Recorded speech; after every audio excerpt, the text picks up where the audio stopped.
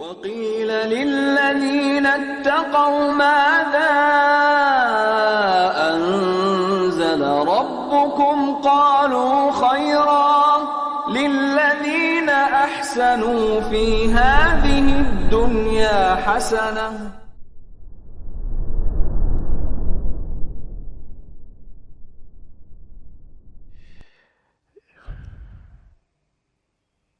Taib, dikatakan kemudian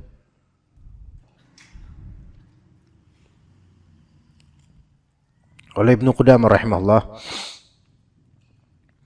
wa yahtamilu an yalzamahu qal'uhu idza lam yakhaf at-talaf li'annahu la yakhafu at-talaf asbaha idza lam yakhaf ad-darar.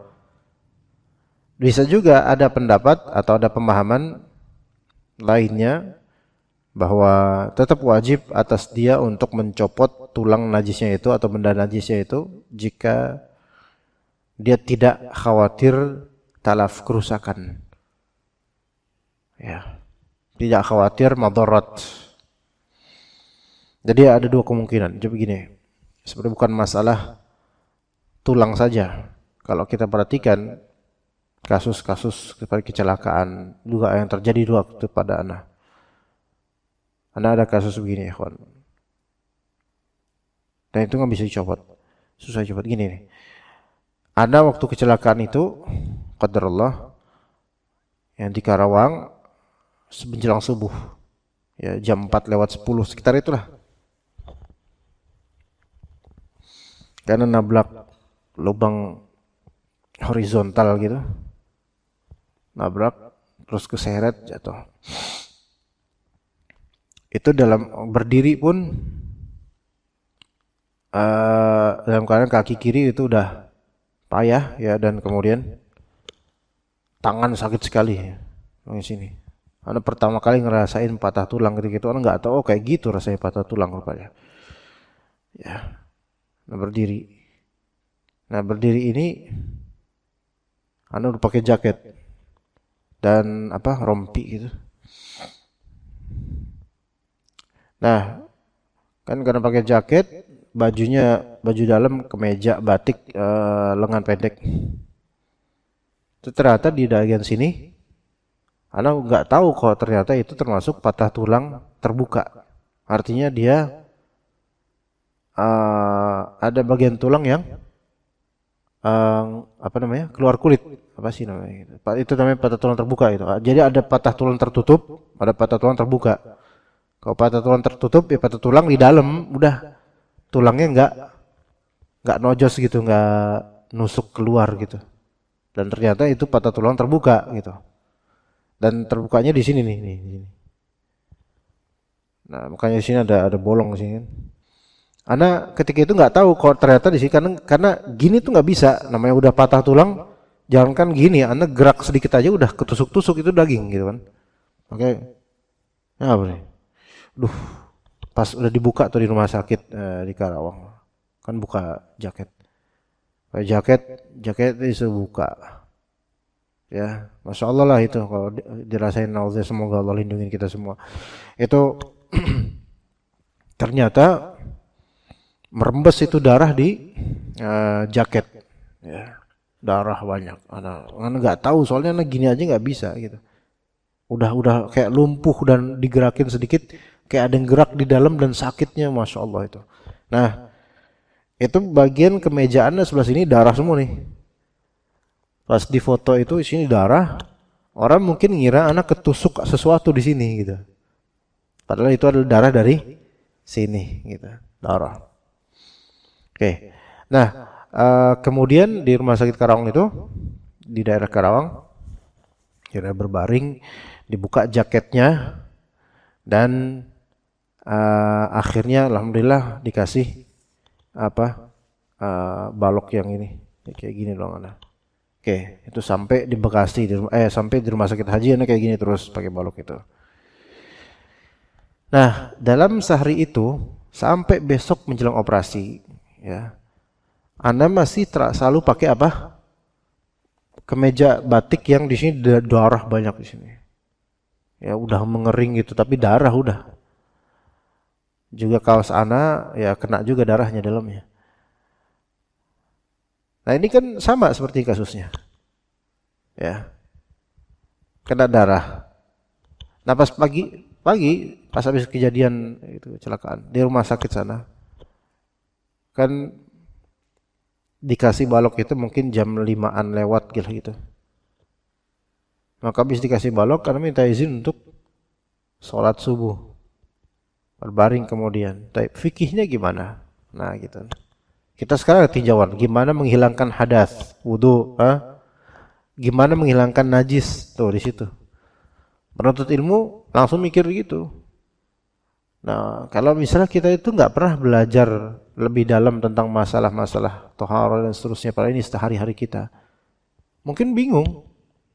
Misal anak orang awam, terus anak mau WhatsApp ke fulan, Ustadz fulan, mana sempat WhatsApp ketika itu? Ya, maksudnya tangan kiri doang dan ya susah ngapa-ngapain. Coba, yang demikian apa? Ya ilmu udah ketika itu, makanya penting banget ilmu itu. Di kondisi-kondisi seperti itu kita bingung, gitu kan? Kalau nggak punya ilmunya, maka ya mau nggak mau wudu nggak mungkin, enggak. Masa nyuruh suster wuduin anak? Dan itu kan kalau diwuduin nggak bakal mungkin, emang nggak mungkin. Gimana mungkinnya wudu basuh muka? Oke, muka masih. Tangan apa yang diwuduin? Orang udah dibalok kayak gini, diperban, dibalok. Tangan kiri itu masih banyak luka-luka ini. Luka-luka, menganga. Kaki juga. Nggak mungkin. Ya. Tayamum, ya nggak bisa juga. Gimana tayamum? Orang tangan dibalok kayak gini sampai ujung. Tuk gitu. Nggak bisa tayamum. Ditayamumin sama orang, ya juga gimana tayamumnya? Tayamum kan wajah, oke. Terus 2 telapak tangan. Ini telapak tangan kayak gini. Terus ini isinya luka-luka, darah-darah. Tetap nggak bisa. Istilah fikihnya gini. Akhirnya apa? Ya sholat dengan keadaan seperti itu. Ngadep kiblat nggak bisa. Diri susah, diri gimana cara dalam keadaan kayak gitu? Nggak bisa. Jadi berbaring, anak nggak tahu kiblat di belah mana. Mau berang gini nggak bisa, gini nggak bisa. Udah plek gini aja. Terus gimana dong untuk takbirnya? Takbir. Rukun-rukunnya udah seadanya aja dengan fikih itu. Nah, kadang-kadang, bukan kadang, banyak sekali orang-orang yang sakit. Itu mengira bahwasanya kalau dalam keadaan seperti ini, udahlah digugurkan kewajiban sholatnya. Allah kan Maha Pengampun. Nah, itu mikirnya itu. Gitu Pak, beneran. Mungkin aja di keluarga antum juga mikir gitu. Karena nggak ngerti. Jadi dikira keadaan saya udah keadaan payah, nggak bisa sholat, berarti udahlah. Kan Allah Maha Pengampun dan Allah tidak akan membebani hambanya di luar kemampuannya. Akhirnya apa? Nggak sholat. Atau niatan sholat nanti di jamak. Memang ada sholat di rapel gitu, kemudian subuh di jamak 3 hari lagi gitu. Nggak bisa. Tuh lihat tuh, ya. Sesuatu ini ilmu seperti ini. Yang banyak orang tuh ngerasa di toharoh, fikih sholat. Sebenarnya ini penting banget di banyak kondisi. Ya penting di banyak kondisi. Ya tetap wajib sholat dalam keadaan seperti itu, walaupun junub, walaupun belepotan najis, maka sholatlah di waktu seperti itu. Gitu Pak. Nah kita sebagai orang yang manusia, hamba Allah Ta'ala yang Allah berikan taufik untuk menuntut ilmu.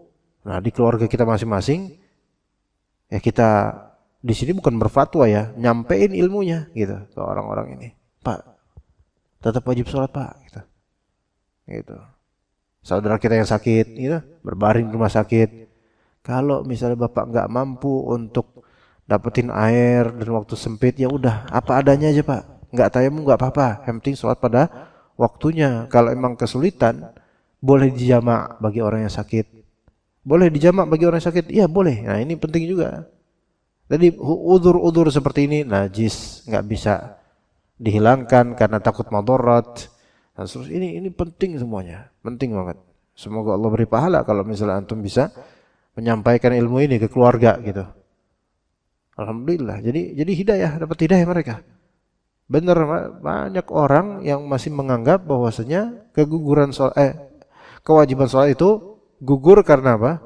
Karena merasa kesulitan, karena merasa banyak penyakit dan seterusnya. Ya, begitu.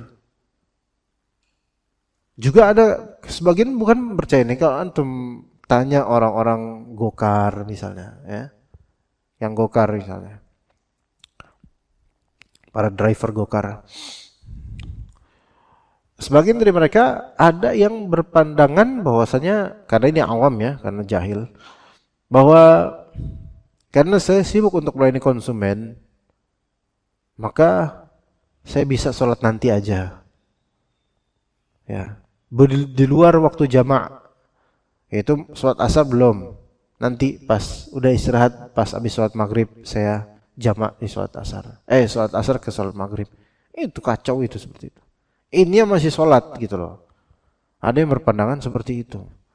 Karena merasa Allah memberinya uzur disebabkan dia melayani konsumen, sehingga sholat asar bisa dialihkan nanti di waktu maghrib aja ketika saya lagi apa?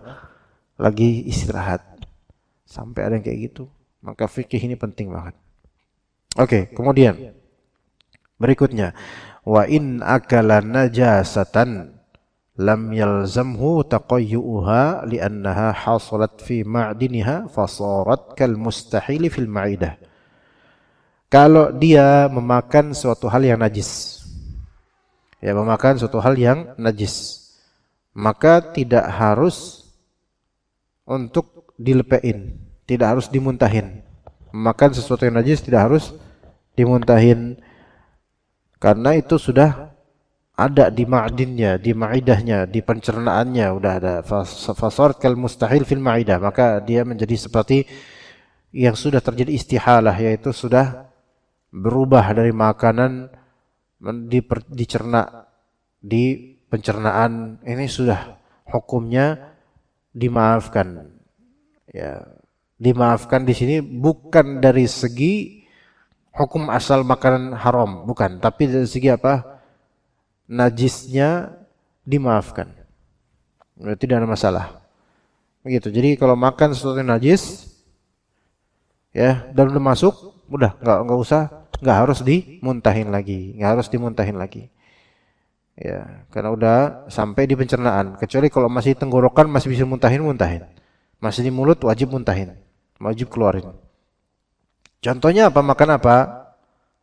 Darah dan semisalnya.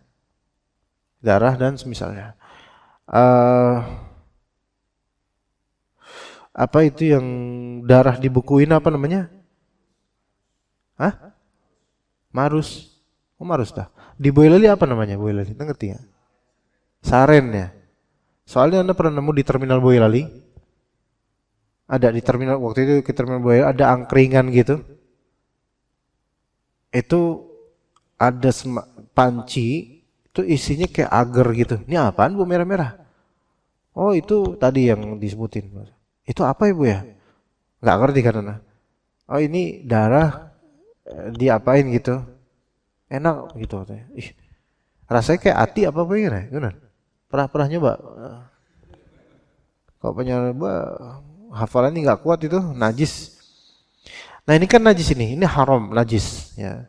Seandainya ini seseorang nggak ngerti kalau ini itu haram atau najis, atau nggak ngerti kalau ini si apa namanya saren itu nggak ngerti, dikira ati atau apalah gitu, dimakan sama dia, kok enak ya? Ini apa tuh? Oh, ini darah. Astagfirullahaladzim, dilepein.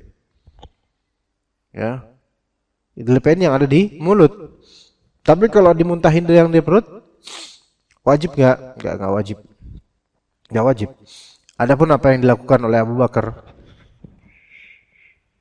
terhadap harta subhat atau yang potensi haram, yaitu ketika dimakan pemberian dari budaknya, kemudian dicolok-colok bagian tekuknya, bagian dalam mulutnya itu sampai dimuntahin, maka ini nggak wajib, nggak wajib. Itu karena wara'nya beliau, hati-hatinya beliau, tapi tidak harus seperti itu. Jadi kalau seseorang makan sesuatu yang najis, baik darah atau lainnya, itu tidak berpengaruh pada keabsahan sholatnya. Ingat, keabsahan sholatnya. tetap sah sholatnya. Ya. Adapun najis yang menjadikan sholat tidak sah, najis yang zahir, bukan najis yang udah masuk ke tubuh. Dosa nggak itu kira-kira? Kalau dia sengaja makan yang haram, tetap dosa. Tapi ini sudah tidak berpengaruh pada keabsahan sholat. Tapi berpengaruh nggak pada keabsahan doa? Ingat, keabsahannya, sahnya. Maka jawabannya adalah, kalau dia doa, doanya tetap jadi ibadah. Tetapi urusan diterimanya doa itu, dikabulkannya, nah itu tidak. Kalau dia sengaja makan yang haram, yang kata Nabi SAW, ada seseorang bersimpuh ya, dia minta-minta sama Allah, mengangkat tangannya dalam keadaan safar, kemudian pakaiannya kucel dan seterusnya, minta sama Allah betul-betul. Tapi karena pakaiannya haram, makanannya haram, gizinya haram, minumannya haram, maka gimana mau dijawab oleh Allah? Ini menunjukkan doanya orang yang doanya Rasulullah tidak mengingkari orang ini berdoa, silahkan doa, tapi mana dijawab oleh Allah. Maka kesimpulannya, doanya orang yang memakan harta haram atau memakai yang haram itu sah secara ibadah, tidak diterima secara pengabulan, gitu ya. Dan salat itu secara bahasa adalah doa. Maka dikhawatirkan orang yang korupsi, makan dari hal haram, orang yang pakainya itu pakaian haram ketika dia salat, salatnya sah. Tetapi secara pahala yang berlipat, atau itu kemungkinan malah tidak, gitu. Kemungkinan tidak. Tapi salatnya sah, gitu. Maka ajaib kalau ada orang suka makan yang haram, tapi dia sholatnya bisa khusyuk, itu kayaknya kontradiktif itu. Susah. Kalau kita perhatikan orang-orang yang kerja di tempat yang haram, makan makanan haram,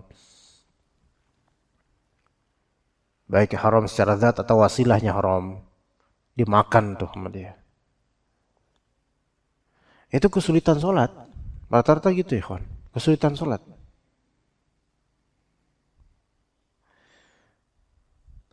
Bahkan orang yang Ana pernah di kantor, Ana pernah diundang isi kajian di kantor pajak, ada di suatu tempat lah, pokoknya kantor pajak.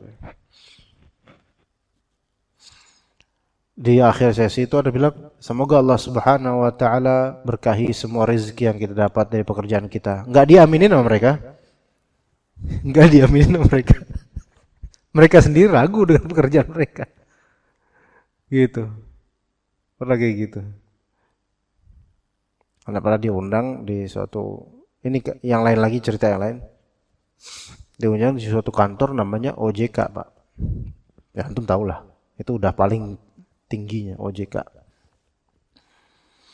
Anda nggak tahu nih OJK apa. Pas Anda ke kantor itu, tinggi menjulang bangunannya, masya Allah. Kantornya. Ini dulu sebelum, udah lama banget ini. Mewah banget ini kantornya. Soal kajian juga di ruangan. Disediain makanan dan seterusnya. Anda makan, Anda nggak tahu nih OJK ini apaan. Ya mirip sama ojek sih sebenarnya. Nah, elit lah pokoknya, masya Allah. Ya Anda nggak tahu lah. Kajian di situ, enak nih kajian di sini. Ya pasti amplopnya tebel nih kalau di sini kan. Ya iyalah, emang tebel. Pulang-pulang ya bawa oleh-oleh, bawa ini, bawa itu. Pertama kali itu, terus ditanya kan, maksudnya pada waktunya kemudian Anda tahu bahwa saya itu otoritas jaksa keuangannya itu yang mengepalai bank-bank konvensional dan riba dan serta dan seterusnya, pajak dan seterusnya. Waduh. Terus waktu itu gimana saya makan di situ? Ya nggak tahu kan. Pas udah tahu seperti itu, diundang lagi pada waktunya. Gimana nih? Diundang kan. Coba antum tebak Pak, anak datang nggak kira-kira? Hah? Tebak aja. Datang dong. Datanglah. Datang. Itu lantai berapa datang lantai. Tapi udah perasaan udah beda. Udah berusaha untuk nih, disuguhin minuman. Sat minum sat gitu. Terus habis kajian disuguhin martabak ini, makanan. Minumannya aja nggak mau minum Pak. Anak isi kajian, minumannya nggak mau. Apa? Minumannya nggak minum mana? Terus selesai kajian kan martabak dan banyak tuh. Enak-enak makanannya. Enggak makan. Tapi anak enggak ngomong.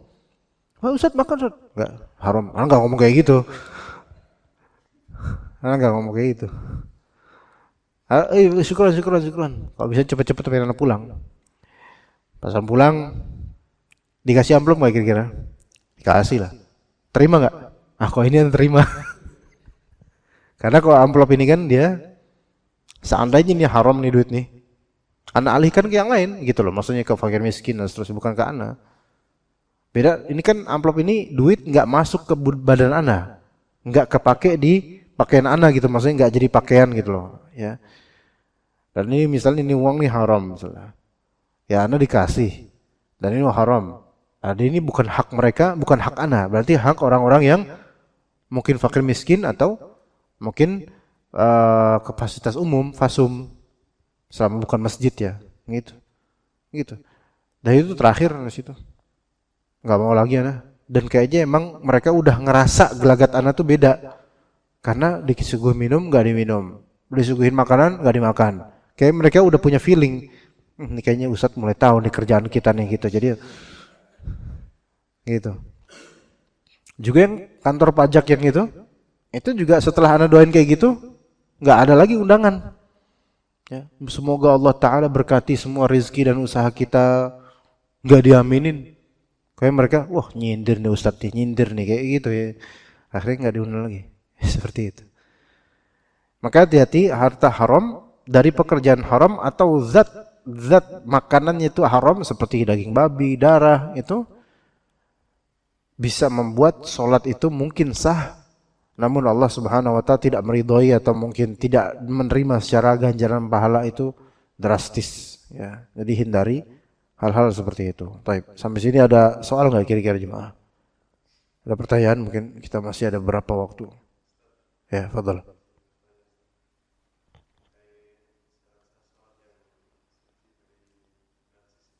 Ya.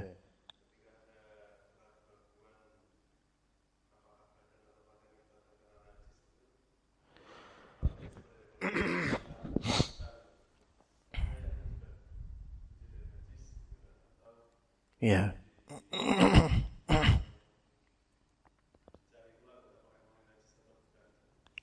Ini lagi di tengah-tengah sholat. Sebelum sholat.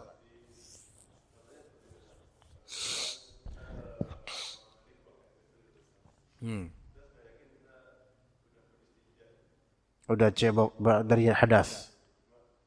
Istinja ya.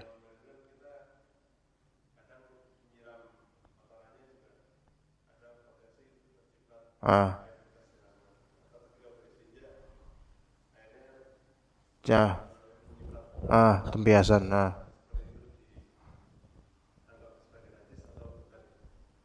Oke. Itu bisa jadi was-was syaitan ya. Kalau memang ketika antum on progress dalam cebok atau saat kencing ya, dan antum merasa ketika lagi melakukan itu ya nggak ada yang cipratan gitu kerasa enggak gitu, maka khalas setelahnya nggak perlu dipikirin lagi. Adapun kalau kepikiran tadi gini ya, padahal tadi pas lagi melakukan itu ngelihat atau ngerasa sendiri nggak ada apa-apa, maka ini kalau pikiran tersebut baru terwujud setelahnya, itu dari syaitan. Tapi kalau keraguan itu terwujud sejak dari pas lagi kencingnya atau pas lagi ceboknya atau pas lagi setornya, maka ini perlu dipertimbangkan lagi dan ngecek lagi. Pikir-pikir lagi gitu loh. Kalau bisa ngeliat buktinya apakah ada bercak-bercak, kalau nggak ada atau kalaupun ada ini masih ragu antara ini bercak karena air atau karena ini, maka kembali ke asal, insya Allah nggak apa-apa. Nggak apa-apa. Jadi keraguan-raguan dalam masalah ini kena najis atau enggak, itu dikembalikan ke ketika melakukannya itu terasa nggak? Kalau nggak terasa ya udah. Kalau masih ragu, maka kembalikan ke kebiasaan kita. Ini biasa aja semuanya. Semua biasa terjadi dan nggak ada tuh kerasa kena, udah. Nggak usah. Da'ma yaribuka ila ma la yaribuk. Itu kalau misalnya itu membuatmu ragu, hilangkan keraguan tersebut dengan al-bina alal asl, atau membangun keyakinan asalnya biasanya adalah enggak kena gitu, begitu. Seperti itu. Jadi sesuatu yang syak yang tori, yaitu sesuatu keraguan yang baru muncul setelah peristiwa terjadi, maka itu usahakan hilangkan. Adapun kalau ternyata nggak bisa hilang juga karena ada indikasi yang kuat, seperti bercak atau sesuatu yang masih bau atau apa, nah ini baru dicek lagi. Atau lebih baik mungkin kalau nggak bisa diignore karena indikasi kuat, ya dihapus semua itu dengan bersuci ulang atau dibersihkan ulang, begitu. Wallahu a'lam. Sama seperti kentut. Ya Rasulullah SAW juga pernah mengatakan untuk hal ini, yaitu bahwasanya parameternya, kalau misalnya ragu nih, ini saya tadi kentut nggak ya, itu kan Rasulullah memberikan parameternya dua, yaitu sami'a sautan aw yajid rihan, yasma'u sautan aw yajid rihan, yaitu mendengar suaranya atau mencium baunya. Kalau suaranya dia nggak dengar, maksudnya dari bokongnya nggak ada suara, dia nggak ada suara, dan juga baunya juga nggak ada, maka keraguan-raguan akan masalah kentut ini dihilangkan, gitu loh. Ini pas lagi sholat, bahkan pas lagi sholat, ya kita kadang juga kerasa seperti itu, kayak mules. Dan kalau mules itu kan kadang-kadang perut tuh bergemuruh, gitu. Ini kentut bukannya? Ini kentut bukannya? Nah, kalau misalnya suara itu masih suara dalam perut, maka nggak apa-apa. Selama bukan suara ceplosan, nah itu baru. Ya, apalagi ada ikutannya, nah ini repot lagi nih. Kalau itu jelas batal. Kalau misalnya ada baunya, nah ini juga. Dan baunya antum tahu, ini bau punya saya, nah itu baru. Nah itu batal. Ya begitu ya. Ya seperti itu, Pak Fajar. Ada lagi, Khon? Ya, Bapak.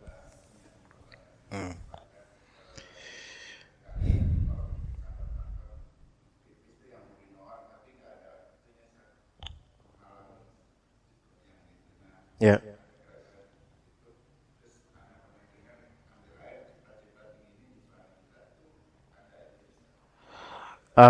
Karena nggak ada hijabnya ya, urinornya nggak ada hijabnya.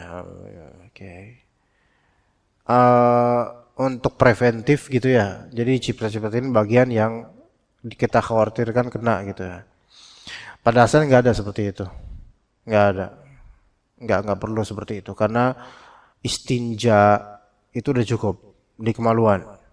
Nah, adapun ciprat-ciprat ini bagian pencipratan untuk bagian kain atau sarung atau celana, itu hanya dilakukan ketika ada zon rajih atau persangkaan kuat bahwasanya ini menciprati kita. Adapun ketika nggak ada persangkaan kuat, hanya keraguan-raguan, ini ciprat nggak ya, maka ini syak, keraguan-raguan, nggak perlu untuk sampai dicipratin. Malah dikhawatirkan ini was-was. Ya was-was. Pastikan aja, make sure aja. Ini sebenarnya nyiprat apa enggak? Kalau enggak ya udah enggak usah di. Tapi kalau misalnya, oh ini bentuknya kayak gini mah, nyiprat ini mah, maka karena ada persangkaan kuat silahkan dicipratin. Sebenarnya gini, kalau itu emang pantulan atau tembiasan kencing, itu kalau emang kena itu enggak cukup cipratan, Pak. Karena penanggulangannya dengan pembasuhan. Air kencing itu dengan pembasuhan, Pak. Ya misalnya nih, wah kayak ini tempiasan nih, kena nih. Basuh ya berarti air banyak. Bukan ciprat. Ros, bukan ros. Kecuali kalau bapak masih usia menyusui. Dan laki-laki. Baru bekasnya dicipratin. Nah, yang Anda lihat kan antum bukan usia segitu, Pak. Nah, begitu ya. Jadi kalau emang benar itu ciprat, karena tempiasan kencing, cipratin sia-sia, Pak, nggak sah. Melainkan harus dibasuh bagian yang kena cipratnya itu. Keluar dari kamar mandi, menghadap ke direktur, loh, Pak, kok itu ada, nah, antum jelasin fikihnya, gitu. Masya Allah, dengan dalil, ya gitu, Masya Allah. Kalau direkturnya ternyata non-muslim, masuk Islam, dia habis itu insya Allah. Ya, begitu, Pak. Ya, oke. Ada lagi nggak kira-kira? Atau cukup? Kita cukup sampai sini insya Allah. Barakallahu fikum jami'an. Wa sallallahu ala nabiyyina Muhammad wa ala alihi wa sahbihi ajma'in. Subhanakallahumma wa bihamdika asyhadu an la ilaha illa anta astaghfiruka wa atubu ilaik. Assalamualaikum warahmatullahi wabarakatuh.